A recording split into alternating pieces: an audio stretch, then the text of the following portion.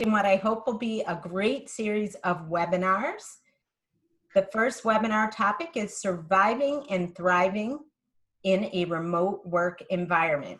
And whether this is something we've done for a long time or something that's been foisted upon us in the past couple of weeks with the horrible situation involving coronavirus, we're all thinking about how we can do it and hopefully do it better.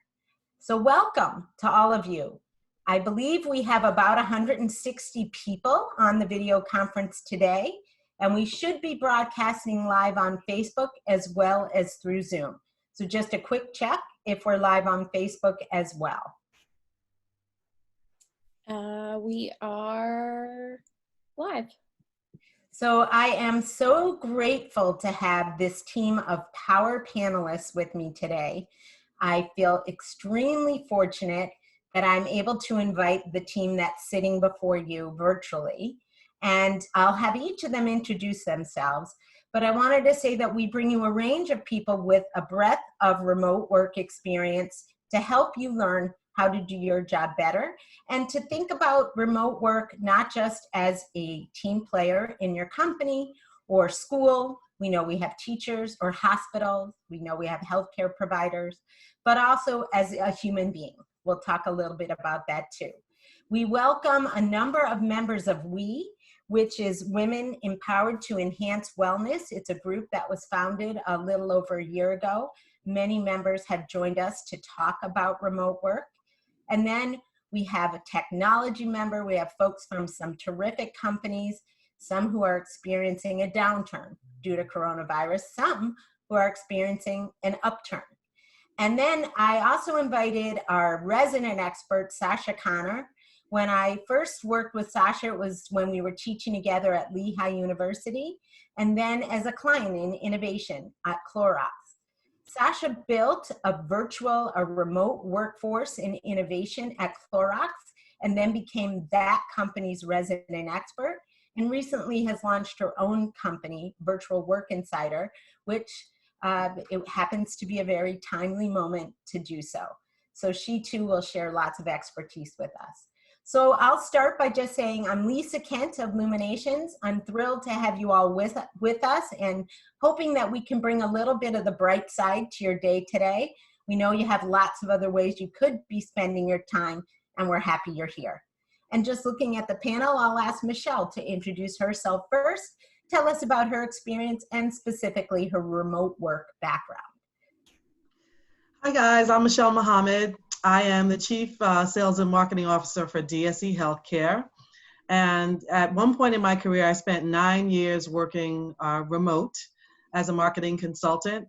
And just like many of you, I'm working remote now today with the current COVID environment. So I'm happy to share my experiences with you today. Thank you.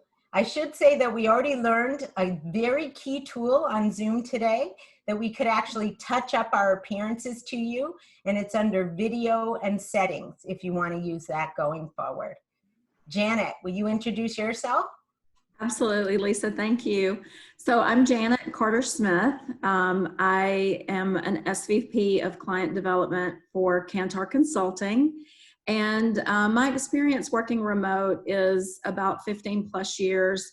I have probably spent more time in my career working remote than working in an office, but I have had to adjust between the two. So I'm happy to be here, and thank you all for joining us. Thanks. Let's go to a guy, since we're not just about women. Tony, can I ask you to introduce yourself? Sure, Lisa, thanks for having me. Tony Krecka, I am the Director of E-commerce and Digital Activation at Johnson & Johnson, working in the e-commerce space, obviously. I have worked remotely, I'll say on a periodic basis for years, more from a standpoint of a day here, a day there. Over the last couple of weeks, I've been working remotely in a much more regular basis. So thanks again for having me. Excellent. How about Wendy? Lisa, thanks so much for having me. I am Wendy Van Beesen, and I am a part of the Luminations team, but I am also a leadership and executive coach, and one of the areas that I specialize in is resilience, which clearly is needed right now. Yeah. I have worked remotely for the better part of a decade and have really enjoyed it. Thanks, Wendy. Frances. Hi, Lisa. Thanks. My name is Frances Coco. I am with Bayer, currently the sales strategy lead on our cough cold portfolio, so brands like Alka-Seltzer Plus, Coricidin, and Midol. Most of my work experience is in the office, but I did have a work from home role a few years ago, which required me to transition from what I was used to a new way of working, which has certainly prepared me for the jump into work from home that's taken place in the last few weeks. I am a member of the Next Gen Committee on WE. And while I don't have any kiddos at home, I do have plenty of other distractions, and I'm excited to share my experience so far and how I manage those with all of you. Great. We have a range of people on the panel with young kids to older kids to no kids at home, and we'll talk a little bit about that too. John, how about you? Hey everyone, I'm Jonathan Uresco, and I work for a software company called Jamf. For those that are not familiar with Jamf, we help organizations of all kinds, from small business to enterprise and from education to healthcare and government, manage and maintain their Apple devices. If you've worked or used an Apple device at work, there's a chance you may have seen one of our products on your device. And I have been practicing quarantine for about 4 years in various roles at my company and on various teams there. And my company is global, but I'm one of the few people on the East Coast, whereas most people are in the Midwest. Excellent. Thank you. Chicago. Hi, everyone. My name is Chicago Amendola. I'm with the Nature's Bounty Company as the brand director for the Metrics and Body Fortress brand. I'm relatively new to the remote working environment. The last 18 months, our team's been split between the New York and New Jersey office. So we've been working in 2 different locations remotely, but most recently, personally working from home in the last week and a half. So a lot of learning that I've been able to get done in the last few weeks. Thank you. And I have Brielle, and you may have interacted with her managing the background of this Zoom conference. So we may speak to her during the conference call, but she's been a heavy hitter, really making sure that technology works for us. And that will be something we talk a little bit about too, making sure technology doesn't get in the way. And so now I'll go to Sasha. Hi, everyone. I'm Sasha Connor, calling in from the suburbs of Philadelphia. I am the founder and lead consultant at Virtual Work Insider. So it's a consultancy that helps teams and organizations work across any distance, which is super relevant right now. And I was a virtual work pioneer for the Clorox company. So leading large distributed teams from my home office here in Philly for over 8 years, including being the first fully remote member of the leadership team that oversaw the $1 billion cleaning division for the company. So 2 things that are coming in really handy right now: remote work expertise and knowing how to clean and disinfect. That's true. So as I said, we welcome all of you. We're going to kick off with a poll about who is working remotely right now. Some of you may not yet be doing it or not be being allowed to do it. But Brielle, if you could put up the poll for us, we'd like to know who's in the audience. Please answer.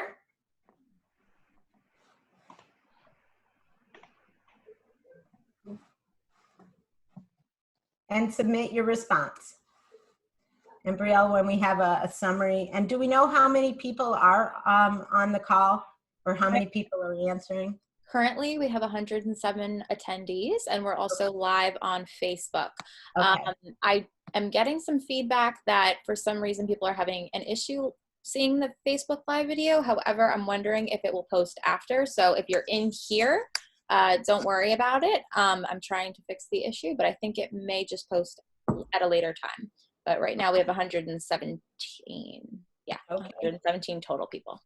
And maybe Kelsey, who's also in the background, can take a stab at Facebook Live, because we are supposed to be broadcasting live at the same time. We are working it out. No worries. All right, so what are our survey results? Survey says 75% said yes, they are new to working remotely. Okay, so somebody else is asking online, where should we look to see the poll? I don't know if she didn't get it. Tell me again the results.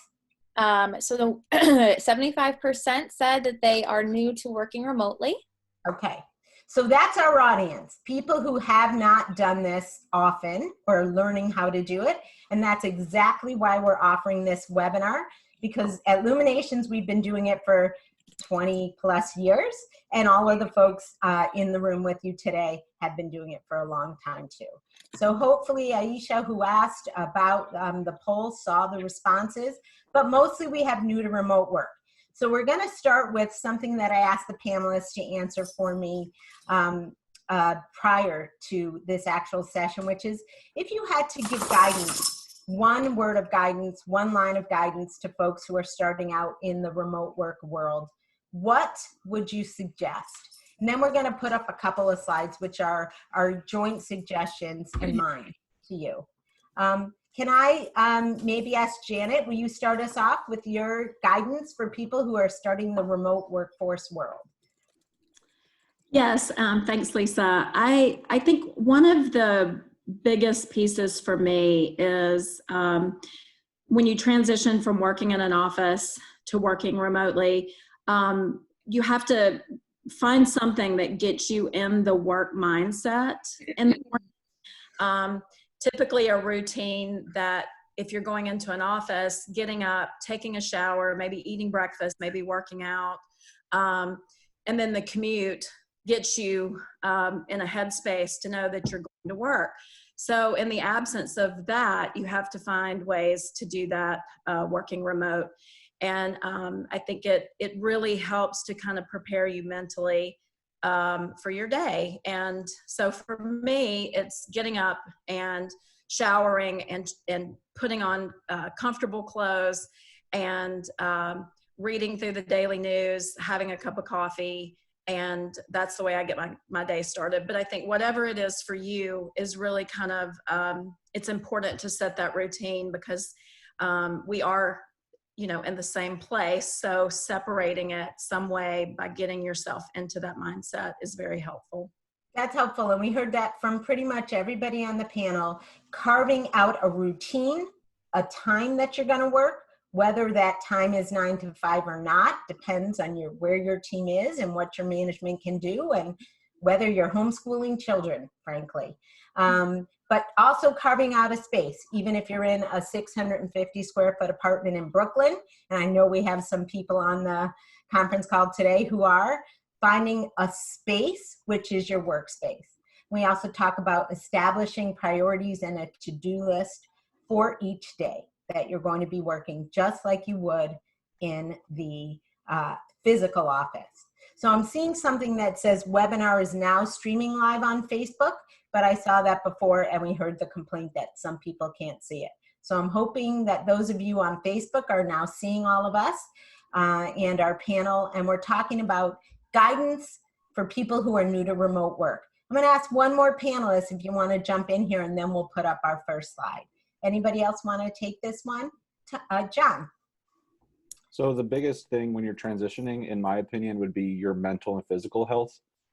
When you go to an office, you have a different set of things that keep you mentally sane. At home, that all changes.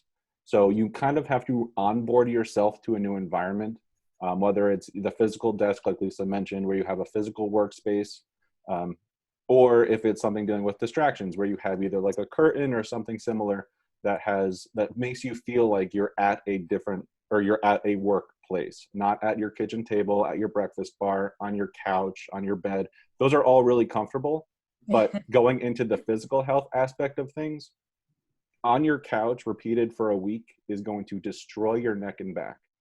So find a comfortable chair, but a ergonomic chair. Ergonomics don't just stop outside of the office. So try to take the time and like in a time where we're all panicking, take the time to slow down, figure out what you need, because your employer wants you to be healthy. If you're not healthy, you can't do the work. So take the time you need to figure out that healthy environment for yourself. Thanks, John. Sasha, did you want to get in on this too? Sure. I was going to add a little advice around first be patient with yourself, because remote work is hard. You know, we've been trained through the media to think that remote work is easy and it's all about being in our PJs and watching TV and you know, being relaxed. And that's not it at all. So as a remote worker for almost a decade, it is a lot harder to do everything remotely. You have to be really deliberate and intentional. So really think about who are some experts, both internally and externally, that you can turn to. So obviously you're coming here today to learn, but also each company usually has a couple of people who are really good at remote work. They've been doing it for a while. Find those people, galvanize those people, and use those people to help lead and teach within your own organization. That's a good point. One of the things that we've been recommending to our clients is to establish a core team of people who know how to do this. It's often people from the sales function who have been working remotely for a long period of time, or people who work at another office, a place that was acquired, the East Coast when you're a Midwest company, and ask them to get going on providing advice to people within the company. And they've learned the lessons the hard way. We all have. That's why we're here to share with you today. Brielle, can you put up, from one of our audience members, they said it's important to move. And we are going to talk about not just you as an employee or a worker, not just you as a manager, but you as a human being. That's very important there. It's harder now because you can't even go to a gym. So how do you get up and move, and how do you get your family up and moving if it's raining, right? So definitely an important point. Thank you. Brielle, will you put up our first slide? And by the way, I'm hoping that we're rolling on Facebook. I'm not seeing that message anymore. Kelsey, can you just double check that? Okay. So our first slide is tips for you as a remote worker or as an employee, how to behave. And as I said, this comes from folks on the panel. Can we put it up or no? Sorry, guys, give me 1 second. Okay.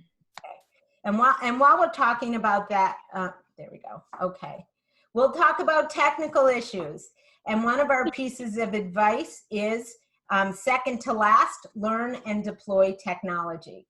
So don't just join a Zoom meeting for the first time at noon, if the meeting's at noon with your manager or with a collaborative team. Get on early and play around and try it and test your slides. And we're going to talk about a virtual whiteboard, which is a way to engage people and collaborate. Learn how to fool around with that and use it. And if you don't want all your wrinkles to show, learn how to manage the settings.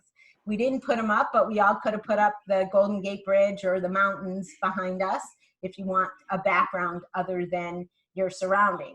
Especially if you're like my dog is right here, if your dog's getting in the way and you don't want to show that.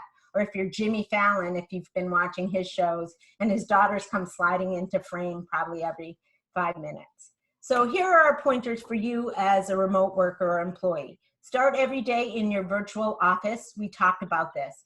Engage as if you are face to face. And by this we mean pretend that you're actually talking to that person. And when you can use video because you are actually talking to that person. And we don't mean it just in work, but also with family members. Engage with your parents this way. Teach them how to use Skype or WebEx or Zoom or FaceTime so you can physically check in on them. Over communicate. So we can't say enough about this, which makes sense because it's over communication.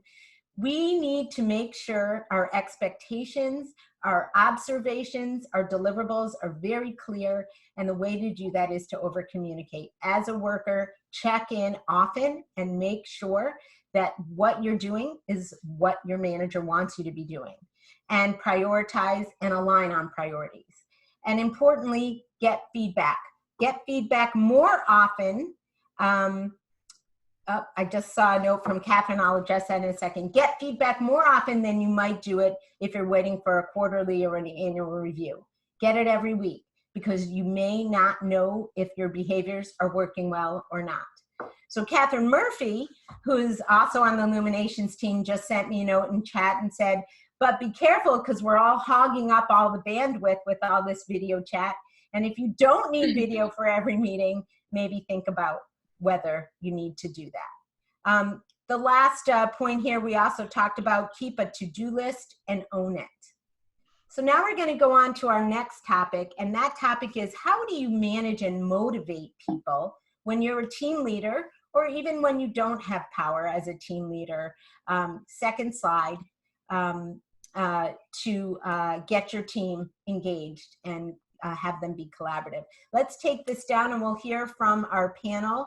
And I might ask Michelle, do you want to address this topic? How do you keep your team motivated? What do you do to engage them in a remote work situation?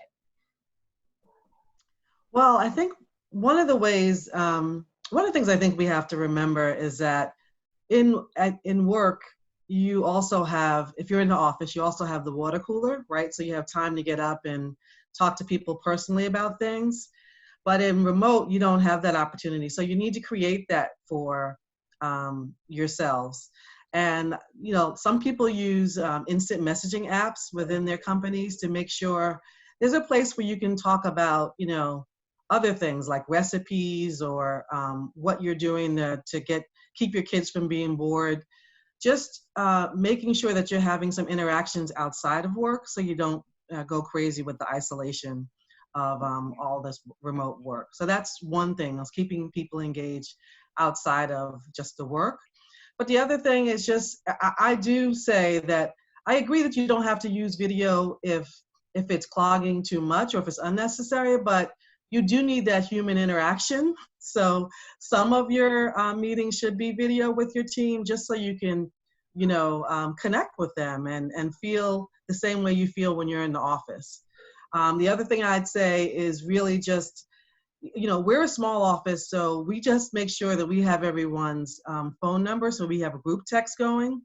You know, sometimes when you're on meetings with external folks and your team is on the same call, you guys need to have a way to talk to each other to make sure that you're aligned on what the team is communicating. So just some of those quick connection ways to make sure you're still feeling human even though you're outside of the office. Excellent. Frances, you want to get in on this one? Yeah, I'll share a couple things that some of my leaders are actually doing to help maintain the connection with their team members that I've really appreciated. So, and keep celebrating birthdays. So we have a morning birthday coffee virtual meeting scheduled actually for Friday morning for one of our team members. And we've also had a 4:30 p.m. wine happy hour for the team, and it was optional. So if someone in this time is having a flexible work schedule and they were homeschooling or couldn't make it, it wasn't mandatory, but it was a nice personal connection, something lighthearted to break up the day. And I think the lighthearted piece is an important one. We weren't really sure. It's so hard to balance the seriousness of this health threat against the fact that we can't take everything too seriously. So making sure there's some lightheartedness in what we do. Most of us are in marketing and sales. And while that is a serious job, it's not necessarily life-saving or life-threatening like some of the other folks on the conference call are facing. So how do we make sure we keep perspective? That's important. I don't know about you guys, but I've been doing way more virtual happy hours than I ever did before. And of course, liquor stores are still open, and I hear delivering in some states too. So, Sasha, yes. I love the conversation about how do we keep the culture continuing to grow and to stay intact as this happens, because we don't know how long this is going to last. So that's a key piece of importance here, especially with the creativity that I'm hearing some of the companies being able to do. And then I would also balance that with, as a leader, I think your primary responsibility right now is to set what those virtual leadership principles and communication norms are. That is the most important thing that you can do right now, is to slow down, step back, and really communicate with your organization about how you expect people to be working together. So what are your new ways of working, for example? Do you need to have stand-up meetings in order to get the communication across? What are your core meeting hours, for example? So right now we're all doing this crazy work-life integration that we've never had before. So how can we adjust the meeting hours to account for the fact that we have other things that we're trying to juggle at home? So for example, you could set a norm that all synchronous meetings need to happen between 9 a.m. and 12 p.m. East Coast time. And that way, you know that that's when everybody's reachable, but then the work can get done in the cracks of the rest of the day. Because what we don't want to happen is every individual remote worker now trying to have to figure out all of those processes and ways of working on their own. So that's a really important point for you as managers and leaders. And whether you think you are a leader, you definitely are a leader in this circumstance. Setting norms and clarifying. And if you're able to have the power to put them in place, great. And if not, recommend them and an approach. That's something that could be a whole separate webinar, and it's on our list of topics for the future. Can you put up slide 2, Brielle? Yep. And I think we touched on patience with yourself as an individual, but also patience as a leader. Setting these norms is not something that may come intuitively or naturally, so we need patience along the way. Some of these are the same as you as a worker. Over communicate. In this case, you're over communicating up and down and across. Provide feedback often. As managers, some of us are more comfortable giving feedback, and some of us are less comfortable. This is not the time to hide behind a performance review. This is a time to give quick, informal, productive, and pragmatic feedback to your teams. And empower people. Make sure when you delegate, you give them an agreed upon deliverable and you leave them alone to do it. We have even less time to stop by somebody's desk and get their point of view. So when you empower, mean it, and let people stretch into roles maybe that they haven't stretched into before. As a leader, ask everyone who needs help. Ask because they may not feel comfortable asking you, and then provide it. Wherever feasible, provide that help. Expect change. So Sasha talked about setting norms, but things are going to change. Certainly in this circumstance, things are going to change. So expect it, be prepared for it, and be as nimble as you can in adapting and helping make it comfortable for those on your team to adapt. And this last one is a little controversial. Some people think this is a leader's role. Some people think it isn't. Those of you who know me know I really do think this is a leader's role. It is incumbent upon you as a leader to be the cheerleader. That is particularly important in times of crisis and in difficult times, but it's important generally, even if the biggest problem is you have a huge deadline looming over your head, or a lot of work and not enough resources to get that done. That's always the case, whether we're working remotely or not. So take on the role of being a cheerleader, not a phony cheerleader, but somebody who has the backs of the people on your team, and let them know that. All right, let's let go of this slide. We're going to do 1 or 2 more questions. Believe it or not, folks, we're halfway through our webinar. It's already almost 12:30, and I do want to leave time for questions that you submitted in advance and questions folks might have for the panel live. But moving on to my questions, things that I wanted you guys to cover. How do you ensure that to the best possible you are able to prevent, and we even discussed this word, distractions? How do you ensure that you're able to keep focused and not be distracted? And Chicago, do you want to start us off on that topic? Sure. You know, one of the words my old boss had said that really struck with me is rhythm.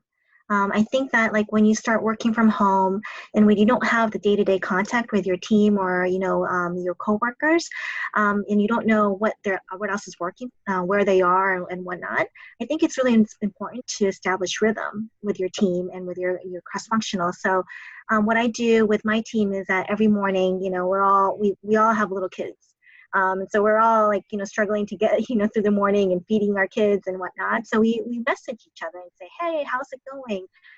You know, how are you doing? We check in on each other and say, okay, is it a bad morning? Is it a, you know, good start to the day? Things like that, so that we kind of know where we all stand. And then we also have a really, you know, kind of standardized weekly, you know, cadence of communication and then how we set our priorities so that we all are working towards the same goal. That's an excellent thought. And for Luminations, our cadence has changed. So the office team, who is now scattered to the winds, has a daily Zoom call. And the consulting team, who only met once a month or once a quarter, we're now meeting weekly. And so again, over communicate, make sure you're in touch with people, give people a forum to talk. One of the things we're going to talk about is, should we do this webinar next time just so people can talk through things on their mind? That might be one of our topics. Wendy, I want to ask you to give your thoughts on preventing distractions. And Tony, then I'm going to come to you and ask you to talk about those observations we discussed in the prep call.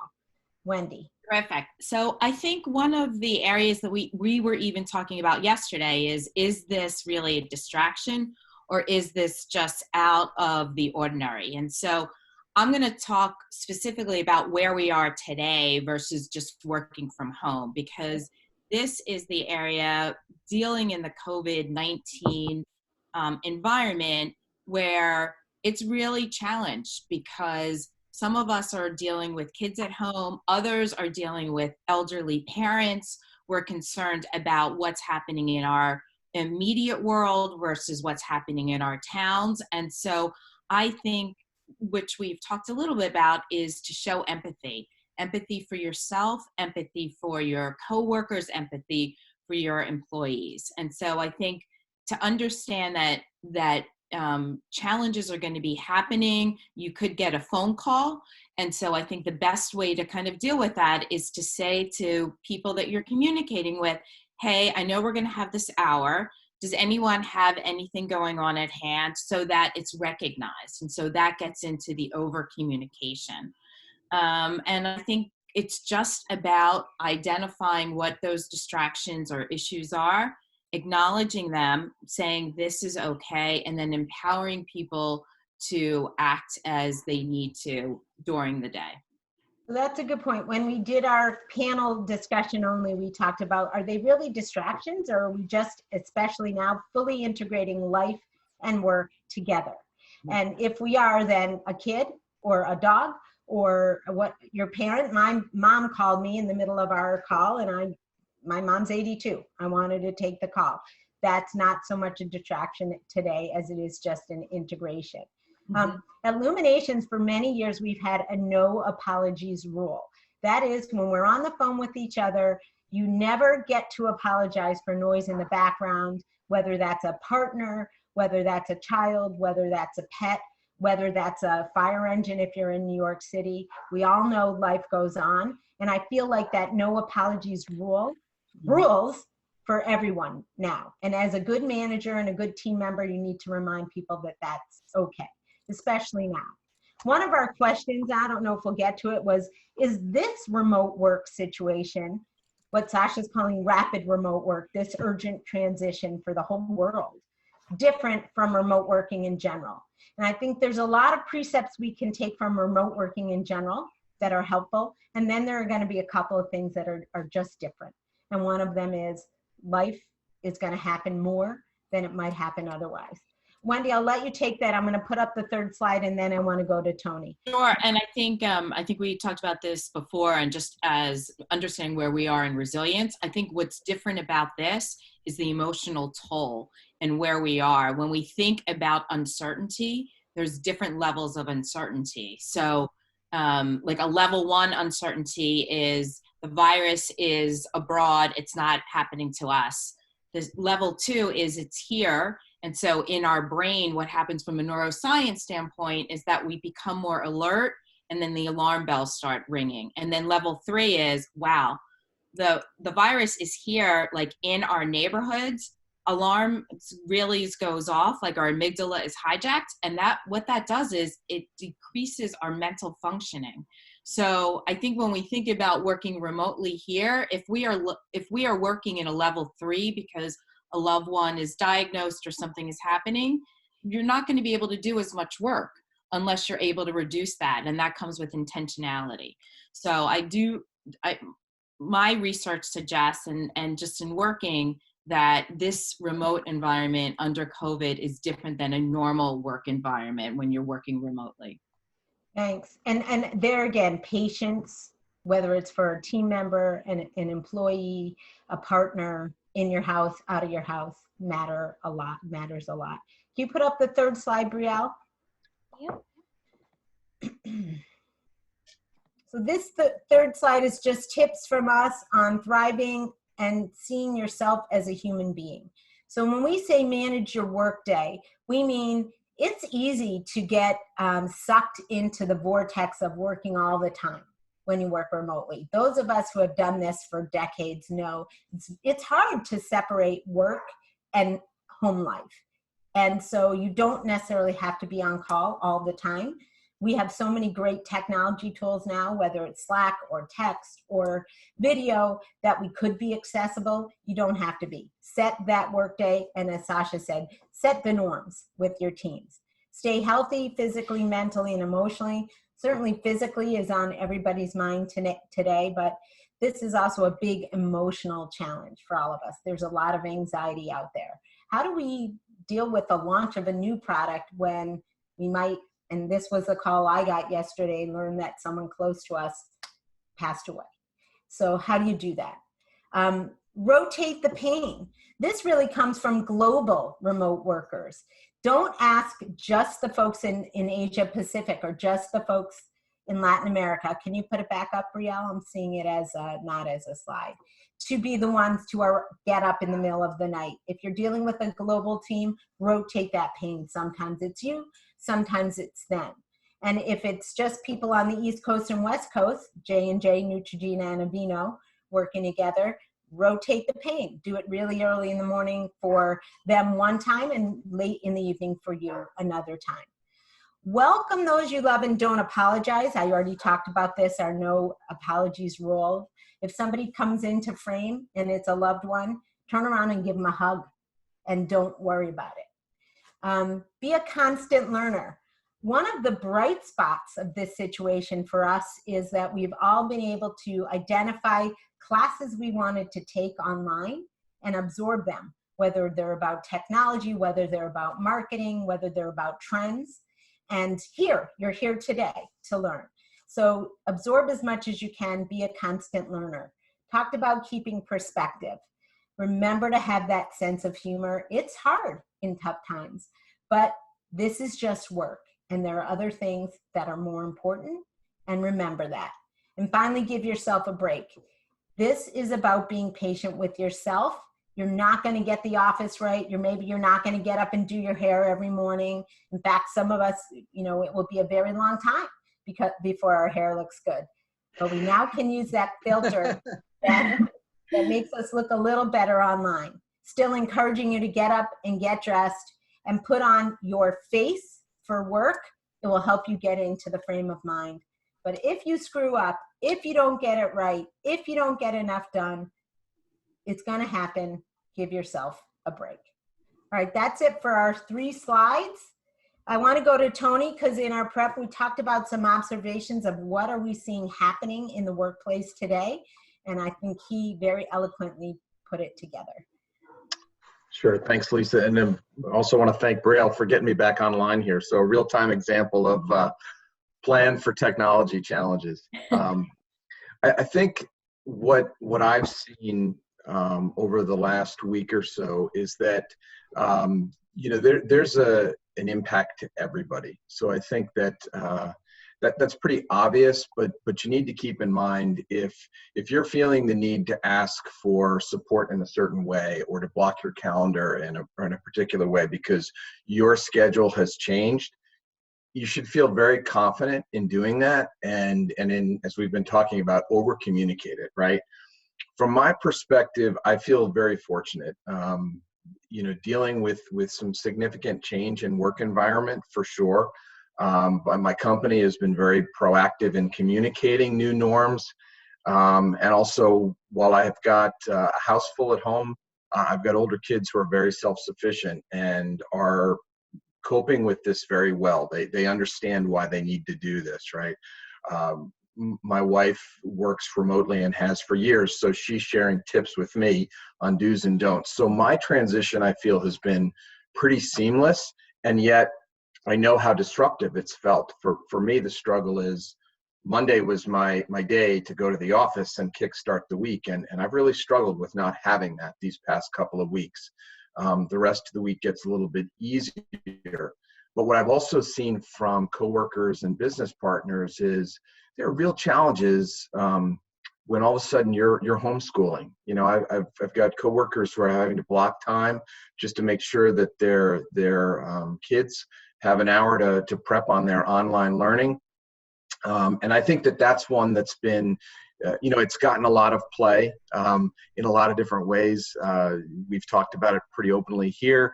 There have been great examples. I think one of the things that's gone viral has been Jimmy Fallon's daughter showing up for his at-home version. And I think that makes it very real for people. But there's a whole other aspect on my team of 8 people. Half of them have relocated temporarily. They're at the other end of the spectrum. They don't have young families at home, but they've gone back to their families because their environment, their apartment situation, or whatever that might be with roommates, et cetera, is challenging because maybe the roommate isn't in a work from home environment yet, right? Or maybe they don't have the space to be able to take those mental and physical breaks. So I think what the appreciation for me has been that everyone's impacted in a very different way. And I've seen great examples of friends and coworkers who have communicated very proactively in a very authentic fashion of how their lives have changed, and as a result, how their workday has to change. And I think that's good on a number of fronts, not only so you can adjust and know what to expect, but I think that universally everybody gets a sense for this isn't just something that's hitting me, and I may have unique needs, and I should be very comfortable outlining them because we're all kind of in the same boat right now. So that's been helpful perspective for me over the last couple of weeks. And we think that that can change over time. And so if we come back together, we'll talk again about what we're seeing in the workplace. But one of the things that we hadn't thought about was, so we recognize people might have kids. We recognize people are struggling to care for aging parents. Didn't think about younger generation who might be, you know, with 3 roommates in a small apartment, all trying to find a way to carve out space to work, maybe on confidential things, which is another factor, which is non-disclosure that we could talk about in the future too.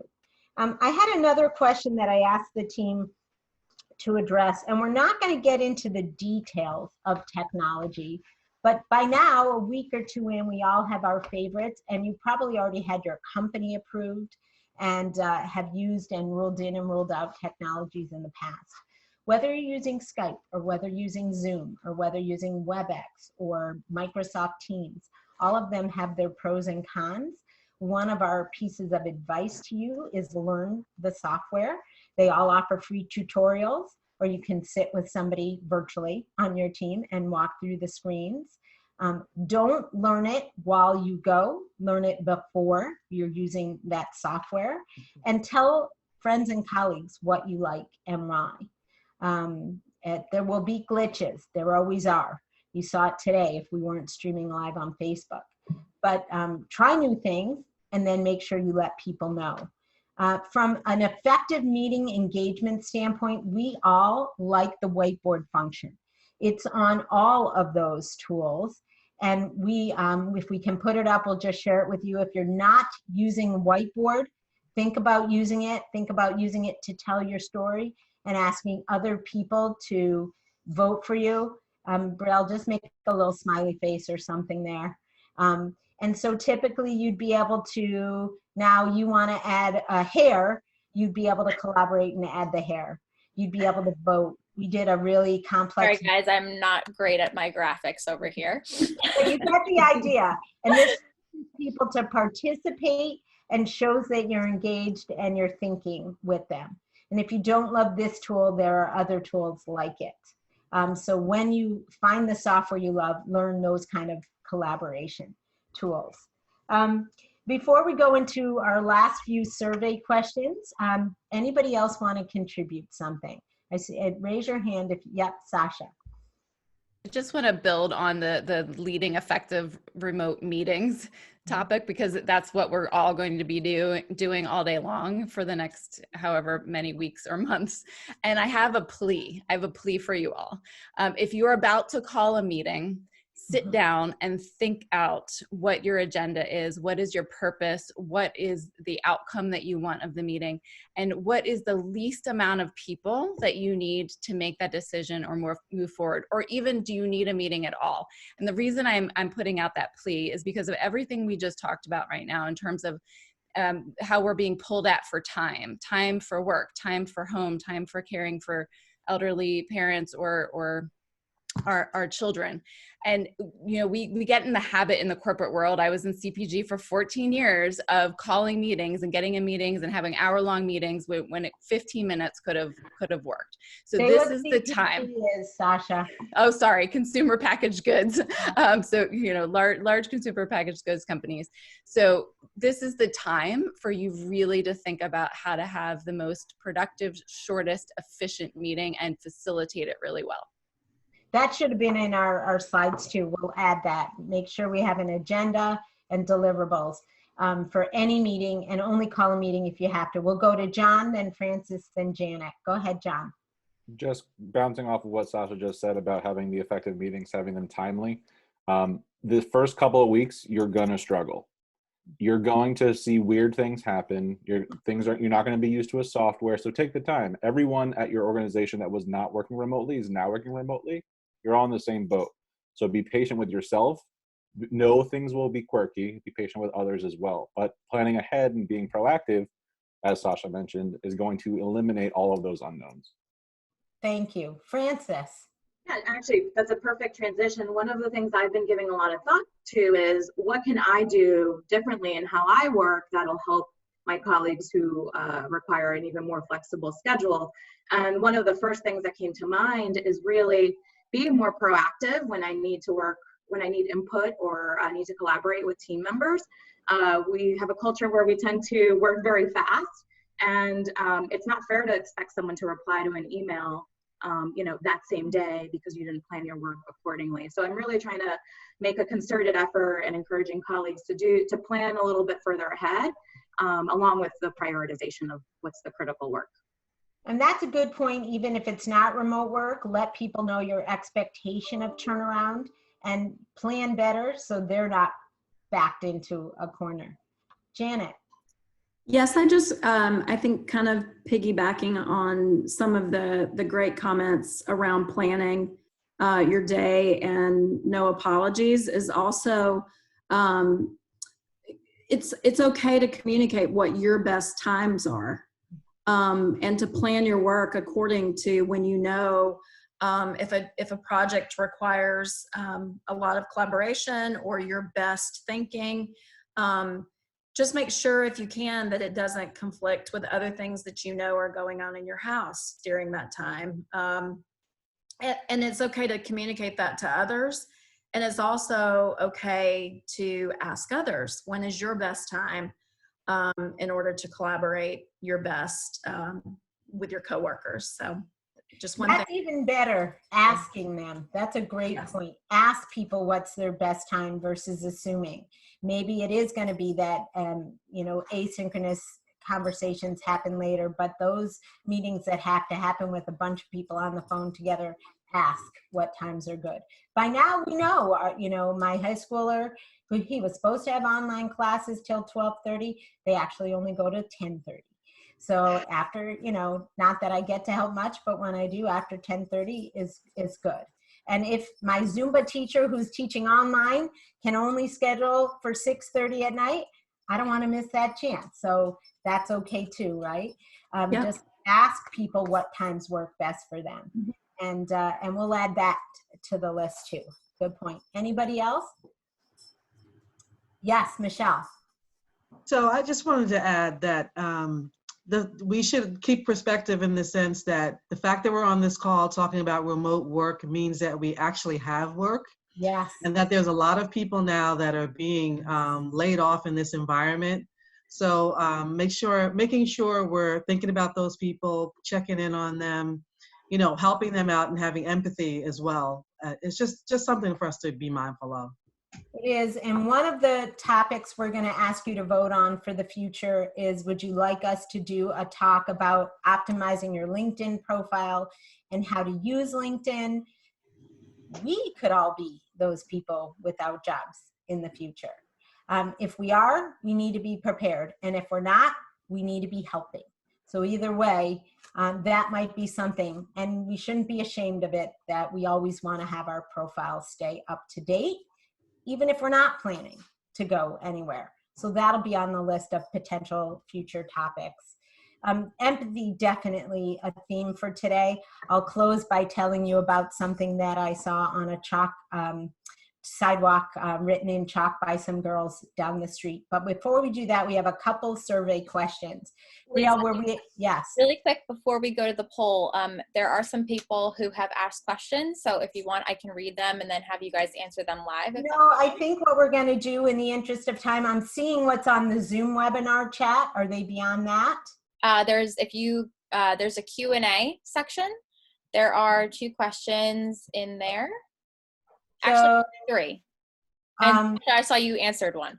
Yeah, we answered one. One is about educators and what advice can we give to school educators trying this for the first time, working with peers and students. So I think it's even harder to engage children who might have short attention spans and are used to the stimulation of school than it is maybe to engage coworkers, although sometimes they're snoozing while you're talking. I've had that experience. And, you know, so the challenge is real. And the one piece of advice that I would give is something that I learned from being taught how to teach online classes at Rutgers University. Bite-sized chunks. Don't take the presentation you're going to do in a 45-minute class and just put it online and expect them to listen. This goes for 4-year-olds up to 84-year-olds, but is really important with middle school and high school and college kids. You can't just repurpose what you're going to teach in class. Try to make 10-minute, no longer than 10-minute sound bites, mini presentations. Take a break. Incorporate an activity. Incorporate an interactive activity if you can. Use video. There is a video on any topic known to man on YouTube today.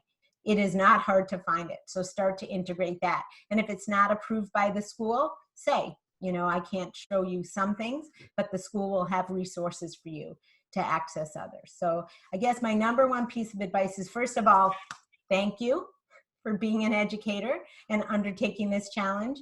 And second, really think about bite-sized chunks, no matter what age students you're dealing with. And don't expect to cover everything that you might have covered in a full 45-minute, 1 hour, or God forbid, I was teaching a 3-hour class. So, and have them interact with each other as much as possible. There are tools on Canvas or on any of the college or high school boards that allow them to interact with each other. And one of the things that I do is I have them responsible for responding to each other's work, and then I check that they actually talk to each other the way they would when they're not supposed to in your classroom. Anybody have any other advice for educators who are on the line? Tony. No, the only thing I would add is that this is a great opportunity to share best practices, right? So there are other educators out there with great ideas, and also solicit the feedback from your students. It's going to be a different level of engagement. You're not in person, but you know, you get great ideas from everywhere, and in particular from your students. It'll just get them that more engaged. Yeah, ask them to tell you what they want to see. They're not usually very shy about it. All right, last 3, speaking of interactive activities, polls, we're gonna ask you. I'll close with a statement. And if I haven't said so enough, I feel very privileged to have this group of panelists with me today. I could talk to them for hours, but we are gonna close on time, and I am very, very thankful to have your brains and your hearts and your voices today. So thank you for being here with me. Let's do the polls, Brielle. First poll is the one on what's worrying you. You can only pick one, and I know this is a hard choice. but if you can tell us what is most pressingly concerning to you now. We are going to send this out as we do our next webinar and maybe talk about those items that are on people's minds. So we have a great big audience here, and we wanted to ask the question. Everybody take a moment to answer this question.